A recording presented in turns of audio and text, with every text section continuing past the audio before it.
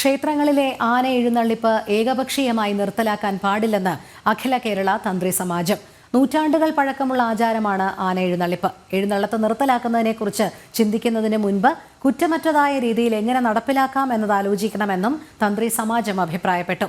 ആന എഴുന്നള്ളത്തിലെ നിയന്ത്രണം സംബന്ധിച്ച് തിരുവിതാംകൂർ ദേവസ്വം ബോർഡ് വിളിച്ചു ചേർത്ത യോഗത്തിലാണ് തന്ത്രി സമാജം അഭിപ്രായം വ്യക്തമാക്കിയത്. ഉത്സവങ്ങളിൽ ആനകൾക്ക് നിയന്ത്രണം ഏർപ്പെടുത്തുന്നത് സംബന്ധിച്ച് ചർച്ച ചെയ്യാൻ തിരുവിതാംകൂർ ദേവസ്വം ബോർഡ് വിളിച്ചു ചേർത്ത യോഗത്തിലാണ് തന്ത്രിസമാജം നയം വ്യക്തമാക്കിയത്. ഉത്സവങ്ങളിൽ ആന എഴുന്നള്ളത്ത് നടത്തുന്നതിന് നൂറ്റാണ്ടുകളുടെ പഴക്കമുണ്ട്. അത് ഏകപക്ഷീയമായി അവസാനിപ്പിക്കേണ്ട ഒന്നല്ല.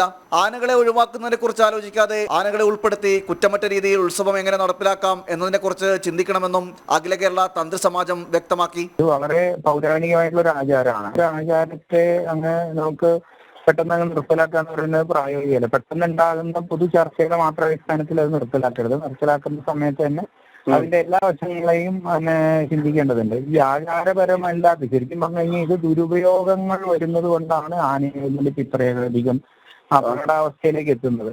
ഇതിപ്പോ ആ ദുരുപയോഗങ്ങൾ ഏതൊക്കെയെന്ന് കൃത്യമായി കണ്ടെത്തിയിട്ട് അതിനെയാണ് സോർട്ട് ഔട്ട് ചെയ്യേണ്ടത്. ആവശ്യമില്ലാത്ത പല എഴുന്നള്ളിപ്പുകളും ഈ എന്താ പറയണ്ട കെട്ടുകാഴ്ചകളും ഗജമേളകളും അതൊന്നും യഥാർത്ഥത്തിൽ ഒരു റെലവൻസ് ഇല്ലാത്തതാണ്. നിലവിൽ നാട്ടാനകളുടെ പൂർണ്ണ വിവരം സർക്കാരിന്റെ പക്കലുണ്ട്.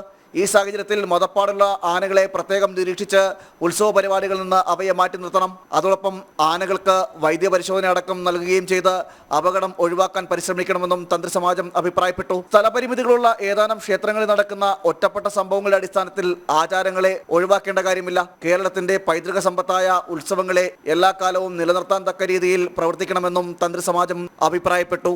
ജനം, തിരുവനന്തപുരം.